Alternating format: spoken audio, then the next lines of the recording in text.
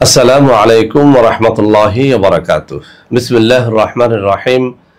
আলহামদুলিল্লাহি রাব্বিল আলামিন ওয়াল আকিবাতু লিল মুত্তাকিন ওয়াস সালাতু ওয়াস সালামু আলা নাবিয়্যিহি মুহাম্মাদিন ওয়া আলিহি ওয়া আসহাবিহি আজমাইন, আম্মা বা'দ। সম্মানিত দিনদার ভাই ও বোনেরা, আজ আমি আপনাদের জন্য অত্যন্ত চমৎকার একটা ভিডিও নিয়ে হাজির হয়েছি। বন্ধুরা আমার, আপনারা জানেন গত কয়েক বছর পর্যন্ত আমি বাংলাদেশের বিভিন্ন প্রান্তে সফর করে বেড়াচ্ছি। আলহামদুলিল্লাহ, যেখানেই যাচ্ছি অসংখ্য অগণিত ভাই ও বোন আমার সাথে দেখা সাক্ষাৎ করে তাদের নানা রকম সমস্যার কথা তুলে ধরছেন। আমিও আমার সাধ্যানুযায়ী তাদের সাহায্য করার চেষ্টা করে যাচ্ছি। বন্ধুরা আমার, আল্লাহ রাব্বুল আলামিনের কাছে প্রার্থনা করি আল্লাহ রাব্বুল আলামিন যেন আমাকে মৃত্যু মানুষের খেদমতে নিয়োজিত রাখেন, আমিন। বন্ধুরা আমার, আমরা যখন বিভিন্ন এলাকায় সফরে বের হই তখন নানা মানুষ নানা রকম কষ্টের কথা আমাদের সাথে শেয়ার করে থাকেন। ইদানিং কিছু ভাই ও বোন আমার সাথে দেখা সাক্ষাৎ করে তাদের জীবনে কিছু অত্যাচারী, নিপীড়নকারী, অত্যন্ত জটিল ও কঠিন শত্রুর ব্যাপারে সহিহ হাদিস অথবা কুরআনুল কারীম থেকে একখানা ভালো আমল চেয়েছেন। বন্ধুরা আমার, ওই সমস্ত ভাই ও বোনদেরকে অত্যন্ত অভিনন্দন যারা আসলে আমার কাছে সহিহ হাদিস এবং কোরআনের আমল শুনতে চান। আসলে আমরা এমন একটা যুগে বসবাস করি, ইউটিউব খুললেই নানা রকমের আমল আমরা পেয়ে যাই, কিন্তু এর মধ্যে কত পার্সেন্ট যে সহিহ এটা নিয়ে আসলে অনেক সন্দেহের অবকাশ রয়েছে। তো বন্ধুরা আমার, আজকে আমি পবিত্র কুরআনুল কারীম থেকে ছোট্ট একটা সূরার আমল শেখাবো, যে আমলটি অত্যন্ত অত্যন্ত পরীক্ষিত। আমি আবারও বলছি, যে আমলটি অত্যন্ত অত্যন্ত পরীক্ষিত। আমি এই আমলটি যত মানুষকে দিয়েছি, যত ভাই বোনকে দিয়েছি, আলহামদুলিল্লাহ সবাই বলেছেন যে স্যার, আপনার এই আমলের মাধ্যমে অত্যন্ত বড় মাপের শত্রুকেও ধ্বংস করতে সক্ষম হয়েছি। বহু শত্রুর হাত থেকে, নিপীড়নের হাত থেকে আমরা বেঁচে গেছি আলহামদুলিল্লাহ। তো বন্ধুরা আমার, একটা অনুরোধ করব, যারা এই আমলটি করতে চান তারা যেন কোনো নর্মাল শত্রুর জন্য আমলটি না করেন। আপনার জীবনে যদি এমন কোনো শত্রু থেকে থাকে যে আপনার জীবনটাকে বরবাদ করে দিয়েছে, আপনার সন্তানাদের জীবনটাকে বরবাদ করে দিয়েছে, আপনার ফ্যামিলি এখন অস্থির হয়ে গেছে, কোনোভাবেই ওই শত্রুর হাত থেকে রক্ষা পাওয়া ছাড়া আপনার কোনো পথ নেই, তাহলেই কেবল এই আমলটি আপনারা যেন করেন। তার আগে যেন কেউ এই আমলটি না করেন। বন্ধুরা আমার, আমরা একটা ঘটনা সবাই জানি। আল্লাহ রসুল সাল্লাল্লাহু আলাইহি ওয়াসাল্লামের উপরে কোনো একটা সময় কিছুদিনের জন্যে ওহী নাজিল বন্ধ হয়ে গিয়েছিল। ওই সময়টাতে আরবের মুশরিক, কাফির এবং মুনাফিকরা আল্লাহ রসুল সাল্লাল্লাহু আলাইহি ওয়াসাল্লামের উপরে নানা রকমের অপবাদ দেওয়া শুরু করলো, মুসলিমদের উপরে নানা রকমের অপবাদ দেওয়া শুরু করলো। এমনকি তারা মুসলিমদের উপরে নিপীড়ন, অত্যাচারটাও বাড়িয়ে দিয়েছিল। তারা বলাবলি শুরু করলো যে আল্লাহ রসুল সাল্লাল্লাহু আলাইহি ওয়াসাল্লামের উপরে আসলে আল্লাহর কোনো ওহী নাজিল হচ্ছিল না। এতদিন তোমরা যা দেখেছো সেটা হচ্ছে শয়তানের প্রভাব। একটা শয়তান মুহাম্মাদের উপরে ভর করেছিল, ওই শয়তান যখন যা শিখিয়ে দিত তাই মুহাম্মদ আমাদের মধ্যে বলে বেড়াতো, নাউযু বিল্লাহি মিন যালিক। তো বন্ধুরা আমার, এটি ছিল আল্লাহ রসুল সাল্লাল্লাহু আলাইহি ওয়াসাল্লামের উপরে আল্লাহ রাব্বুল আলামিনের একটা পরীক্ষা। এই পরীক্ষায় আল্লাহ রসুল সাল্লাল্লাহু আলাইহি ওয়াসাল্লাম অত্যন্ত ধৈর্যের সাথে উত্তীর্ণ হয়েছিলেন। সুবহানাল্লাহি ওয়া বিহামদিহি সুবহানাল্লাহিল আযীম। আসলে প্রত্যেক যুগেই আল্লাহ নবীদের উপরে বিভিন্ন রকমের পরীক্ষা আল্লাহ রাব্বুল আলামিন দিয়েছেন, তবে মুহাম্মদুর রাসূলুল্লাহ সাল্লাল্লাহু আলাইহি ওয়াসাল্লামের উপরে সবথেকে কঠিন পরীক্ষা তিনি দিয়েছিলেন। তো যাই হোক, যখন আল্লাহ রসুল সাল্লাল্লাহু আলাইহি ওয়াসাল্লামের উপরে সূরাতুদ দুহা নাজিল হলো, তখন মূলত মুসলিম সমাজে একটা ঈদ হয়ে গেল। আল্লাহ রসুল সাল্লাল্লাহু আলাইহি ওয়াসাল্লামের সেই চিন্তিত বদনখানি নূরে নূরান্বিত হয়ে গেল। আল্লাহ রাব্বুল আলামিন সূরাতুদ দুহা নাজিল করে প্রথম আয়াতের মধ্যেই ঘোষণা করলেন, হে মুহাম্মদুর রাসূলুল্লাহ সাল্লাল্লাহু আলাইহি ওয়াসাল্লাম, মধ্যদিনের শপথ করে বলছি যখন তা আলোকময় হয়ে যায়, এবং ওই রাতের শপথ করে বলছি যখন তা গভীর হয়ে যায়, আপনার প্রতিপালক আপনাকে পরিত্যাগ করেন নাই। সুবহানাল্লাহি ওয়া বিহামদিহি সুবহানাল্লাহিল আযীম। তো বন্ধুরা আমার, মূলত আল্লাহ রাব্বুল আলামিনের কোনো শপথ করে আল্লাহ রসুলের উপরে কোনো কথা বলার কোনো দরকারই পড়ে না।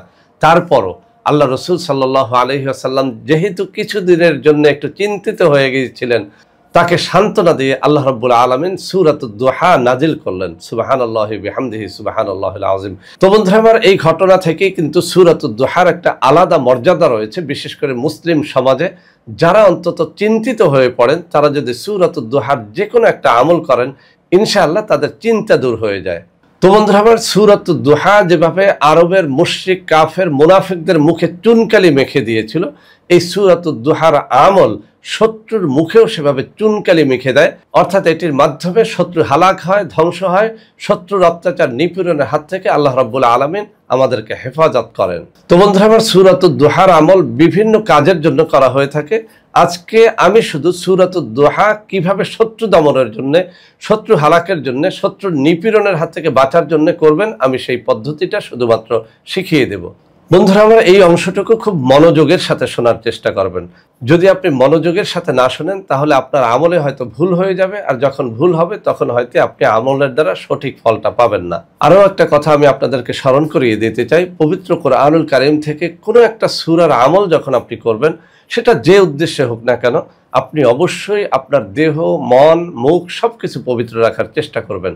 অবশ্যই আপনি 5 ওয়াক্ত নামাজ জামাতের সাথে আদায় করার চেষ্টা করবেন, রোজা রাখার চেষ্টা করবেন, ভোর রাতে তাহাজ্জুদ পড়ার চেষ্টা করবেন।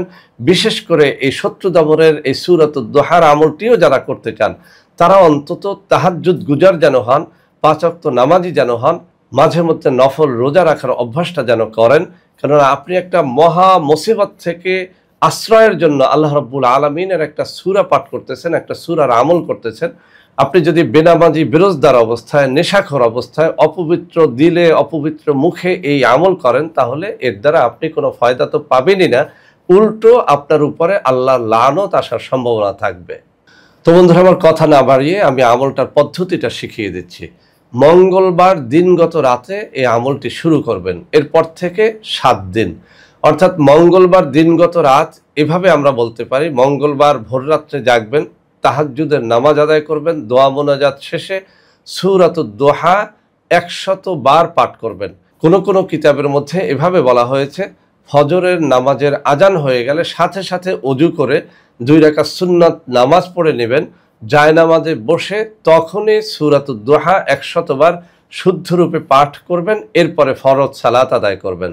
বন্ধুরা আমার, আবার কিছু কিতাবের মধ্যে এভাবে বর্ণনা করা হয়েছে, ফজরের সালাত আদায়ের পরে, সালাম ফিরানোর পরই কারোর সাথে কথাবার্তা না বলে ইশরাকের নামাজের পূর্ব পর্যন্ত এই সূরাতুদ দুহা পাঠ করবেন।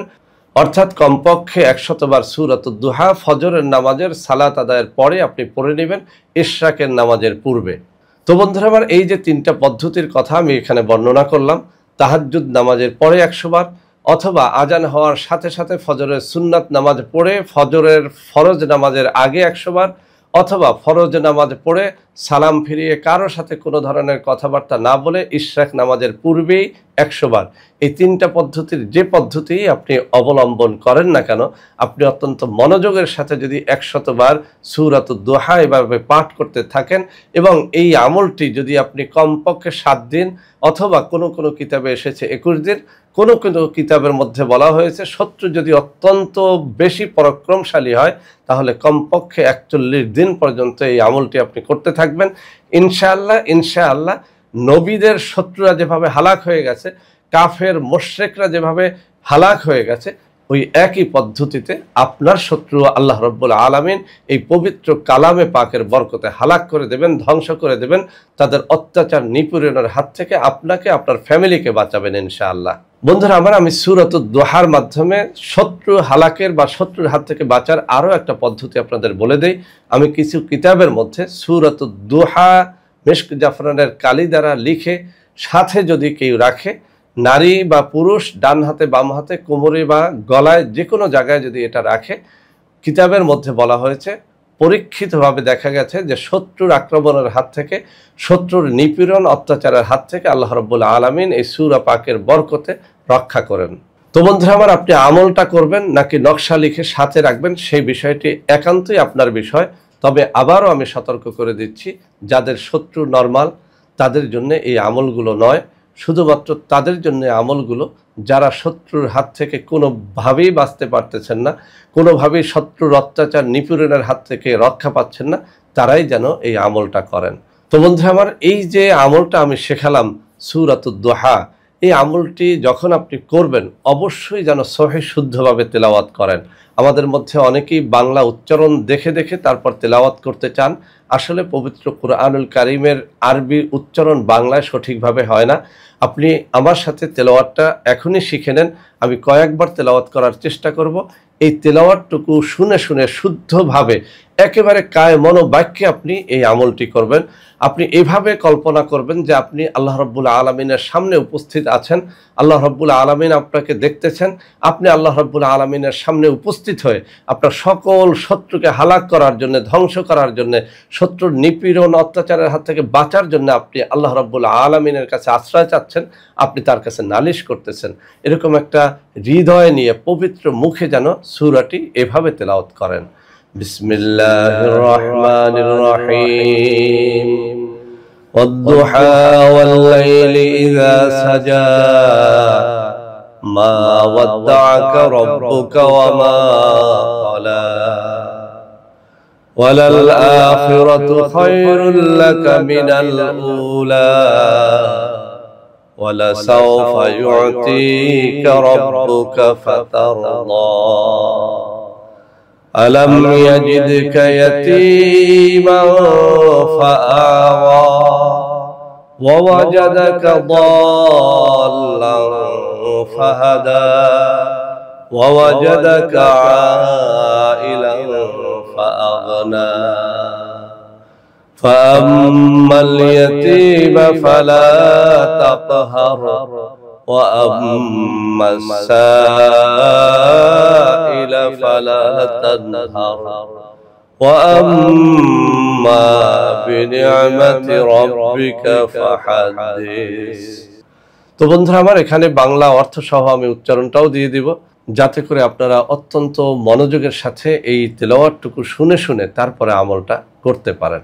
তো বন্ধুরা আমার, আজকের এই ভিডিওটি ওই সমস্ত মানুষের মধ্যে ছড়িয়ে দেবেন যারা শত্রুর হাতে লাঞ্ছিত হতে হতে জীবনটা শেষ পর্যায়ে চলে এসেছে, কোনোভাবেই শত্রুর হাত থেকে রক্ষা পায় না, তাদের মধ্যে এটি ছড়িয়ে দেন। ভিডিওটি ভালো লাগলে লাইক করবেন, কমেন্ট করবেন, শেয়ার করবেন। আমাদের প্রত্যেকটা চ্যানেলকে ভালোবেসে সাবস্ক্রাইব করবেন। আল্লাহ হাফেজ। আসসালামু আলাইকুম ওয়া রাহমাতুল্লাহি ওয়া বারাকাতুহু।